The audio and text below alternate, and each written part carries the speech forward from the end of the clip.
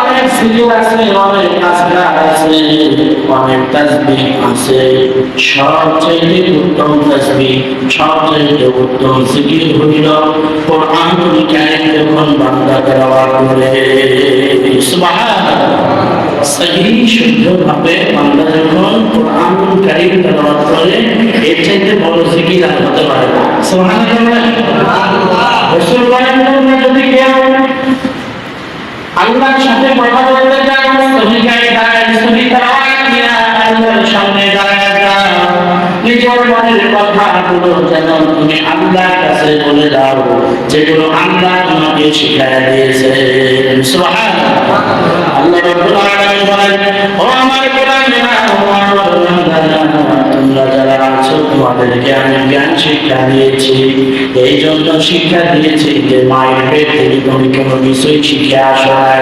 আমি আল্লাহ তোমাকে বললাম, তুমি আস্তার চিল্লা করো, তোমরা আল্লাহর কাছে দোয়া করো, আল্লাহর কাছে যাও, আমি আল্লাহ রাব্বুল আলামিন তোমাদের দোয়া কবুল করব।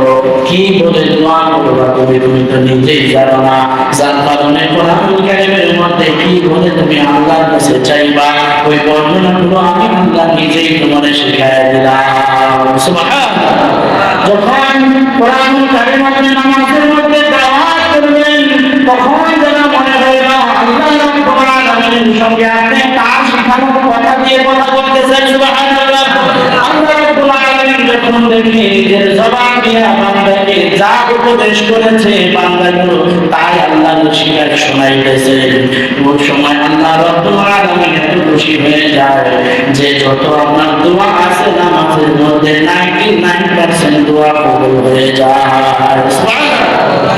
আল্লাহ রাব্বুল আলামিন শিখায় দিয়েছেন, আলহামদুলিল্লাহি রাব্বিল আলামিন আর-রাহমানির রাহিম মালিকি ইয়াউমিদ্দিন ইয়্যাকা না'বুদু ওয়া ইয়্যাকা নাস্তাঈন ইহদিনাস সিরাতাল মুস্তাকিম। সুবহানাল্লাহ। আল্লাহ তাআলা শিখাচ্ছেন, বান্দা যখন নামাজে দাঁড়াবি তখন আমার প্রশংসা দিয়া নামাজটা শুরু করবি। সুবহানাল্লাহ। নামাজটা শুরু করবি আমার প্রশংসা দিয়া, এইভাবে শুরু করবি। আমি আল্লাহ তাআলা শিখিয়ে দিলাম, আলহামদুলিল্লাহি রাব্বিল আলামিন। সমস্ত প্রশংসা সেই মহান প্রতিপালকের জন্য, যে করুণাময়, দয়াময়, প্রেমময় আল্লাহ তাআলা। সুবহানাল্লাহ। মালিকি ইয়াউমিদ্দিন, তিনি তো বিচার দিনের মালিক। আল্লাহ তাআলার কাছে এই কথা যখন বলা হয়, জুনাইদ বাগদাদী রাহমাতুল্লাহ আলাইহি বলেন, আমি নামাজের মধ্যে একাধিকবার শুনেছি, যখন আমি বলেছি মালিকি ইয়াউমিদ্দিন এই শব্দটা, তখন আল্লাহ তাআলা অদৃশ্য থেকে যেন হাতছানি দিয়ে আমাকে বলতেছে, এ বান্দা তুমি আমার কাছে কি চাও, এবার সরাসরি আমাকে বলো। সুবহানাল্লাহ। তুমি কেমন ভাবে আমার প্রশংসা করতেছো, মনে হয় আমার কাছে কিছু চাইবে। আমরা কারোর কাছে কোনো অ্যাপ্লিকেশন নিয়ে গেলে খুব সুন্দর করে আগে তার আমাদের বাসায় আর কি পাইন দেই, তাই না? ওনার গুণ বর্ণনা করি, আপনি খুব ভালো, জানছি আপনি খুব দারুণ। এই যে মসজিদের টাকা যখন ছাত্রের কাছে আনতে গেছি, তখন যে বাইরে গেছে কত কথা বলা লাগছে, মানে তার গুণ বর্ণনা করা লাগছে, তারপরে খুশি হইবার চায় না। এরপরে জানা বলছে 15,000 টাকা দিচ্ছে না। ঠিক আছে, তো আল্লাহ তাআলা অত্যন্ত খুশি হয় যখন বান্দা তার প্রশংসা করে। সুবহানাল্লাহ। যেন আল্লাহ তাআলা শিখাই দিয়েছে, আমার কাছে কিছু চাইলে আগে প্রশংসা কর, আমার দিল ঠান্ডা করে রাখে। আল্লাহ তাআলা কখন জানানিয়াতের মধ্যে থাকে, আপনি যদি যখন আল্লাহ জানানিয়াতের মধ্যে আছে তখন যদি আপনি বলেন, তখন দেখা গেছে বলে আল্লাহ তাআলা সহজে নিতে চায় না। কষ্ট বান্দার গুনাহ বিজারি এগুলো যখন দেখে, তখন বান্দার আল্লাহ তাআলা রাগ হয়ে থাকে। আর আপনি যখন রাগের সময় আল্লাহ রাগ ঠান্ডার জন্য প্রশংসা করে আপনি ঠান্ডা করতেছেন, তখন আল্লাহ রাব্বুল আলামিন নিজের থেকেই ধীরতার সাথে কান দিয়ে শুনবেন, যেন জুনাইদ বাগদাদীর মতো আপনি শুনতে যাবেন। আল্লাহ বলতেছে, বান্দা এবার কি বলবি, কি চাবি আমার কাছে চা। সুবহানাল্লাহ। রাগের সময় হঠাৎ করে কিছু চাইতে হয় না, আমাদের মহিলারা বুঝে না। জামাই এসে বাড়িতে এমনি ঘামেছে অস্থির, রাত দিন পরিশ্রম করে এক আহার করে প্যান্টমেন্ট শুরু হয়ে গেছে, ইদারা বোঝা যাবো এই যে না মাথা আরো করে যা করে কিছু দিন না যা। রসুলের শিক্ষা, বাসায় যখন সামনে আসছে আগে সুন্দর বাতাস করো, সুন্দর জায়গায় বসতে দাও, নিজে সাজসজ্জা হয়ে তার কাছে যাও, তার মাথা ঠান্ডা হবে, ঠান্ডা মাথায় তুমি তাকে যা বলবা তাই তিনি শুনবেন এবং তোমার আবদার পূরণ করবেন। সুবহানাল্লাহ, রসুলের শিক্ষা। রাসূল সাল্লাল্লাহু আলাইহি ওয়াসাল্লাম ঘরের মধ্যে যায় কখনোই সোজাসুজি ঘরে প্রবেশ করতেন না, আগে সালাম করতেন, এরপরে দাঁড়ায় থাকতেন, অর্থাৎ স্ত্রীদেরকে সময় দিতেন। আর আমাদের দেরি হলে দরজা খুলে মেরে ভাঙবেন, এতক্ষণ নাকি দরজা খুলতে বলে কি বলে না চলে বলে আদবের দরজা ঘরে গেছেন, ঠান্ডা মাথায় দরজার সামনে দাঁড়ায় আছেন, মহিলারা ঘরে গেলে কোন হালে আছে, আপনার স্বামী তাই পেয়েছে, সব পরিবেশে আপনার সামনে গেলে তো ভালো হবে না। আমাদের আয়েশা সিদ্দিকা রাদিয়াল্লাহু তাআলা বলতেন, রাসূল যখন আমাদেরকে সময় দিতেন তখন বিছানাটা একটু এলোমেলো থাকতে আমরা এটা গুছাই রাখতাম, নিজের শরীরে যে গন্ধ থাকে একটু পাউডার মেখে রাখতাম। সুগ্রাণ, রসুলের সুগ্রাণ ছিল রাসূল সাল্লাল্লাহু আলাইহি ওয়াসাল্লামের ঘাম মোবারক। সুবহানাল্লাহ।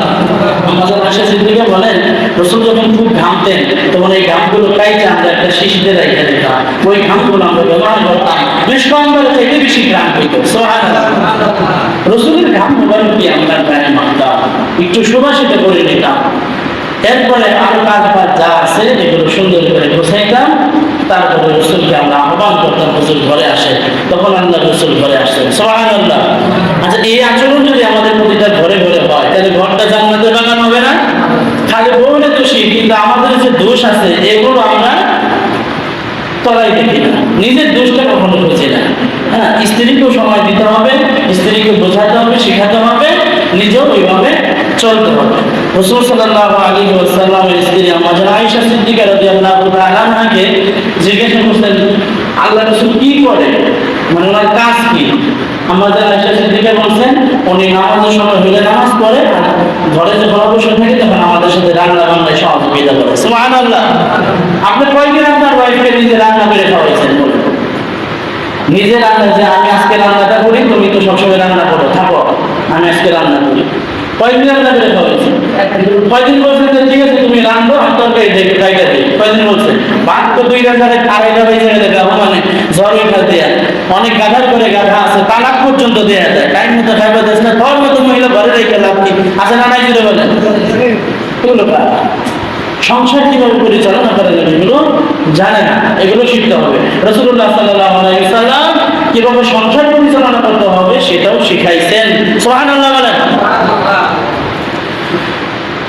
তাহলে স্ত্রীদেরকে সময় দিতে হবে। তো মেন কথা ছিল আল্লাহ রাব্বুল আলামিন বলতেছেন, তোমরা তেলাওয়াত করো, হে রাসূল আমি আপনাকে যা দিছি নাজিল করেছি আপনি এগুলো থেকে তেলাওয়াত করেন। নামাজের মধ্যে যখন আপনি তেলাওয়াত করে শুরু করে দিলেন, আল্লাহ যা শিখাইছে তাই আপনি বলতেছেন, এই কথাই ছিলাম না? আপনি যা আল্লাহ শিখাইছেন আপনি তাই তেলাওয়াত করতেছেন আল্লাহর সামনে। আল্লাহ আপনাকে বলতেছেন, আপনি তুমি এবার চাও আমার কাছে কি চাইবে? আপনি বলতেছেন, আল্লাহ আমি আপনার কাছে একটা জিনিসই চাই, ইহদিনাস সিরাতাল মুস্তাকিম। হে আল্লাহ আমি আপনার কাছে সিরাতাল মুস্তাকিমের পথ চাই। সুবহানাল্লাহ। যে সিরাতাল মুস্তাকিমের পথ পেয়ে গেল তার জীবন ধন্য হয়ে গেল। সুবহানাল্লাহ বলেন। সিরাতাল মুস্তাকিমের পথ যে পাইছে, ভদ্র সভ্য নম্র একজন মানুষ তিনি নিজেকে গড়ে তুলেছেন। সুবহানাল্লাহ। আর সিরাতুল মুস্তাকিমের পথ যে পায় নাই, সে বক্রতা পথ অনুসরণ করেছে, নিজেও বাঁকা হয়েছে, তার কথাবার্তাও বাঁকা, তার চাল চলনও বাঁকা, তার সুস্থতা সবই হলো বাঁকা, আর কবরটা হয়ে যাবে বাঁকা। নাউযুবিল্লাহ বলেন। এজন্য যদি কবরটা সোজা চাই, আমরা প্রশস্ত চাই, তাহলে আমাদেরকে ইহদিনাস সিরাতাল মুস্তাকিমের পথ অনুসরণ করতে হবে। যার কারণে আল্লাহ বলতেছেন, তোর আমি একটা দামি জিনিস শিখাই দেই, যে দামি জিনিসটা যদি তুমি পেয়ে যাও সর্বশ্রেষ্ঠতম মানুষ একজন, তোমার জীবন ধন্য হয়ে যাবে। সেই জিনিসটার নাম হলো সিরাতুল মুস্তাকিম। সুবহানাল্লাহ। আপনি যখন আল্লাহর সঙ্গে তেলাওয়াত করবেন, আল্লাহর সঙ্গে কথা বলতে যাবেন, আল্লাহ রাসূল বলেন তখন তুমি নামাজে দাঁড়ায় যাও, আল্লাহ শিখানো কথাগুলোই তুমি আল্লাহর কাছে বলো, শুনতে বড় চমৎকার লাগবে। আল্লাহ রাব্বুল আলামিন এই নামাজের মধ্যে তোমাদের সমস্ত দোয়া কবুল করে নেবে। আর যদি তুমি চাও যে আল্লাহ তাআলা আমার সঙ্গে কথা বলবে, এবার আমি আল্লাহর কথাগুলো শুনবো, তাহলে কোরআনে এমন এমন আয়াত আছে যে আয়াতগুলো আপনি তেলাওয়াত করলে মনে হবে আল্লাহ তাআলা আমাকে নসিহত করতেছে। সুবহানাল্লাহ। যখন আপনি তেলাওয়াত করবেন ওই আয়াতগুলো, তখন কিরে কোরআন মনে হয় এখন নাযিল হইতেছে, আল্লাহ তাআলা মনে হয় এখন আমাকেই বলতেছে এই কথাগুলো। সুবহানাল্লাহ বলেন। যেমনি ভাবে 1400-1450 বছর আগে আল্লাহ রাব্বুল আলামিন তাকে রাসূলকে ডাক দিয়ে বলেন, উতলু মা উহিয়া ইলাইকা মিনাল কিতাব, ও নবী আমি আপনাকে যা দান করেছি